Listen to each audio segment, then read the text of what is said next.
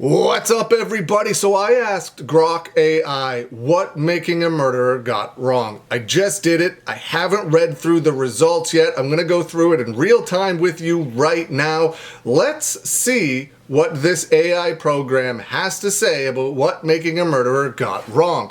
The Netflix documentary series Making a Murderer, released in 2015 with subsequent updates, has been widely criticized for presenting a one-sided narrative about Stephen Avery and Brendan Dassey's convictions for the 2005 murder of Teresa Halbach. While it captivated audiences and sparked debate about potential injustices, legal experts, journalists, and prosecutors involved in the case have pointed out significant omissions, distortions, and inaccuracies.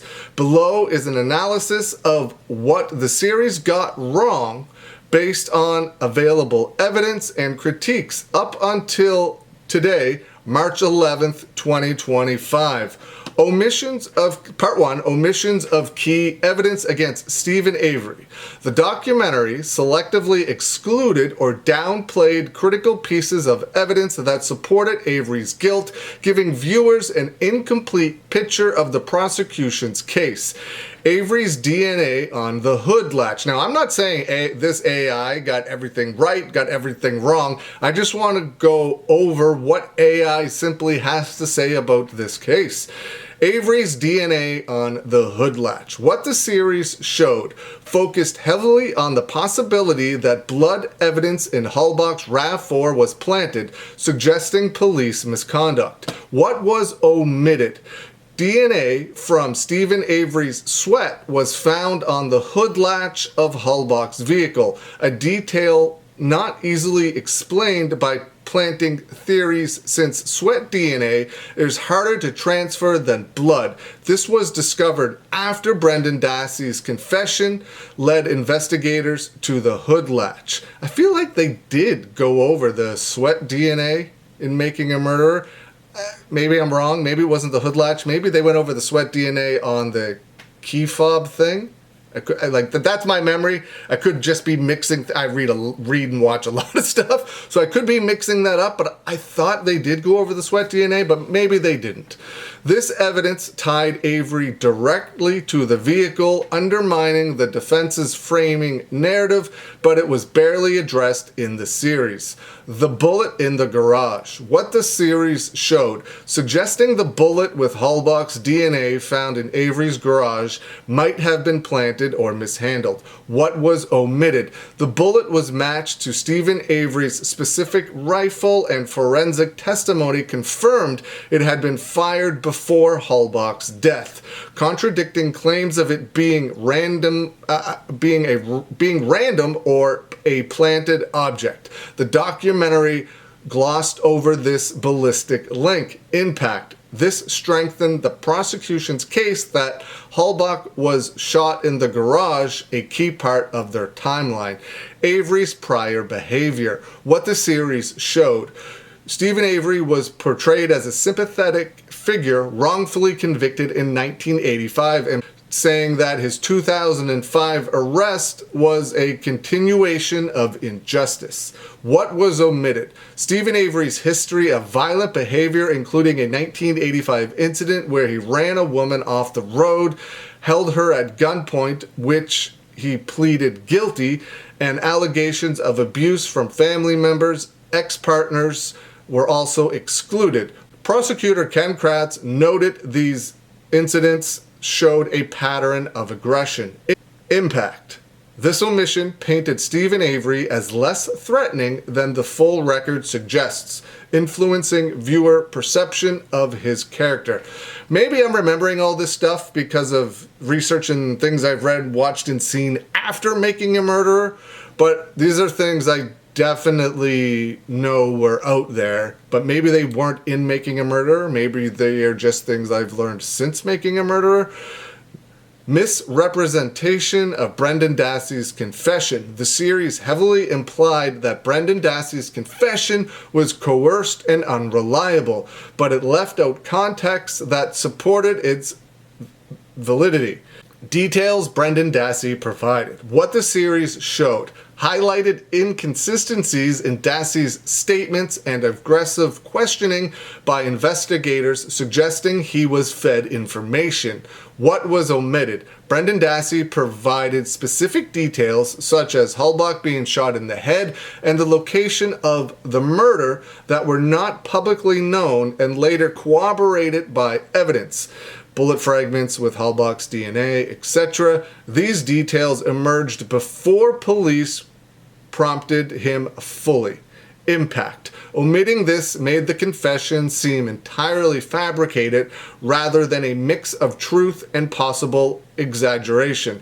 I should be clear, if it works, I am going to ask what making a murderer got correct and things of that nature in future videos as well. Brendan Dassey's behavior post-confession. What the series showed focused on Brendan Dassey's confusion and retraction of his confession.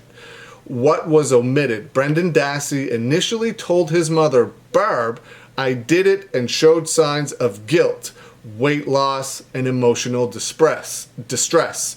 Before recanting, details noted in court records but absent from the series. Impact.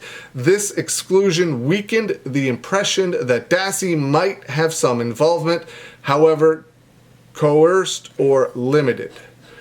Downplaying the investigation's scope. The documentary suggested a narrow, biased investigation by targeting Stephen Avery, but it ignored the broader efforts by law enforcement. Search of the property.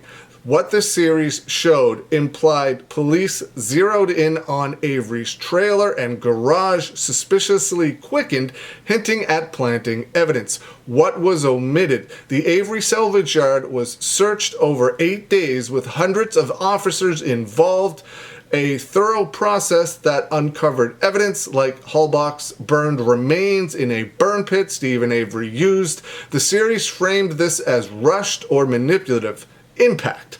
The extensive search supported the prosecution's case, but was minimized to bolster the framing theory. Other suspects. What the series showed suggested police ignored viable alternative suspects like family members or locals. What was omitted? Investigators interviewed and cleared multiple individuals, including Stephen Avery's brothers and other relatives, based on alibis and lack of physical evidence tying them to the crime. The Denny standard in Wisconsin law prevented the defense from naming third-party suspects without solid proof, a legal nuance the series overlooked. Impact. This made the investigation appear more tunnel-visioned than it was. Exaggeration of police misconduct. While the series emphasized potential framing by Manitowoc County deputies, it overstated or misrepresented key aspects. The key in Stephen Avery's bedroom. What the series showed highlighted the discovery of Halbach's car key in Stephen Avery's bedroom as suspicious, found only after multiple searches by Deputy Colburn and Sergeant Lenk. What was omitted? The key was found under a pair of slippers after a more thorough search prompted by new information, not in plain sight as implied. No forensic evidence, Colburn or Lenk's DNA, linked police to planting it, and the defense planting theory relied on speculation. Impact. The series amplified doubts about the key without evidence of tampering, skewering viewers' skepticism. Conflict of interest. What the series showed stressed Manitowoc County's involvement despite a conflict of interest from Stephen Avery's 1985 wrongful conviction lawsuit. What was omitted? The investigation was led by Calumet County with Manitowoc deputies in supervised limited roles. The lawsuit settlement, $400,000, occurred after the murder investigation began, reducing motive for a frame-up. Impact. This overblown narrative fueled conspiracy theories without sustaining a coordinated plot. Legal process mischaracterizations. The series misrepresented aspects of the trial and appeals process to suggest systematic unfairness. Jury deliberations. What the series showed implied the jury was tainted or pressured into convicting Stephen Avery. What was omitted? The jury deliberated for 3 days, acquitting Avery of corpse mutilation but convicting him of murder, suggesting a reasoned process rather than a rush to judgment. No evidence of juror misconduct was upheld in appeals. Impact: this omission made the verdict seem less credible. Appeals denials. What the series showed portrayed repeated appeal denials as evidence of cover-up or bias. What was omitted, including the Wisconsin Court of Appeals January 15th, 2025 ruling. Now, this, of course, could not have been included in Making a Murderer because it happened 10 years after the series came out. Rejected motions due to insufficient new evidence under legal standards, not corruption. Speculative claims. Example: Bobby Dassey as a suspect failed the Denny test. Impact: the series framed legal hurdles as injustice rather than procedural norms. Expert and prosecution critiques. Ken Kratz argued the series omitted 80% of the state's evidence, including Stephen Avery's purchase of restraints before Halbach's visit and his *67 calls to her phone to hide his identity. The part of that, the restraints and everything, that gets me is that there was no DNA of Teresa Halbach found in Stephen Avery's bedroom, which, if everything happened the way they said happened, like they cut her hair, they stabbed her, I have a really, really hard time believing that Brendan Dassey and Stephen Avery cleaned up his trailer, specifically his bedroom, without leaving a speck of blood, hair, DNA, or anything behind. They left the keys behind. But you're telling me that they didn't leave hair or blood or anything of a trace of Teresa Halbach in the bedroom. Maybe the detectives weren't good and didn't look hard enough. Maybe they didn't do enough searching of Stephen Avery's bedroom to find anything like that. I don't know. But that's one of the things that gets me the most, of how there was none DNA, blood, hair, sweat, anything found in Stephen Avery's bedroom linking Teresa Halbach to that bedroom, or even Brendan Dassey to that bedroom. There was nothing. I always found that really strange. Legal scholars, experts like Nancy Grace and Dan O'Donnell, man, have noted the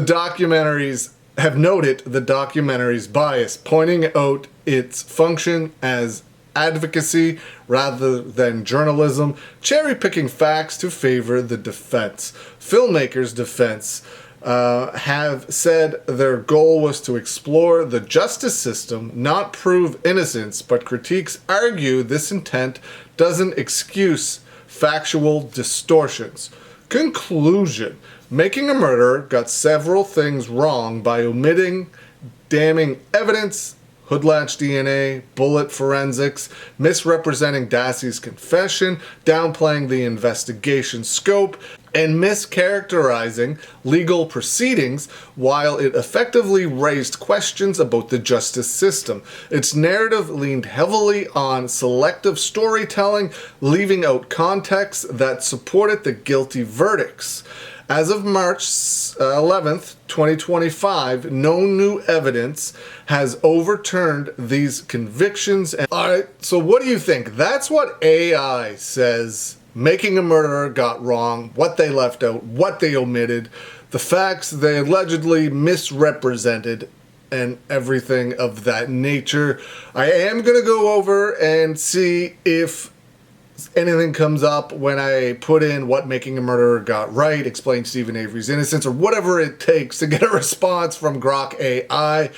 It's going to be very interesting, and I'm going to see if it works with a few other cases as well, just to see. I love seeing both sides of things. It doesn't matter if I think someone's innocent or guilty. I like hearing both sides of the conversation. I always have, If you're been on the channel for a while, you know that. If you're not, if you're new, that's what I like doing. I like giving and presenting both sides of things. Doesn't matter what I think. What do you think? Because that's what really matters. Let me know. Leave some comments below. Hope you're having a good day, and I will see you again soon.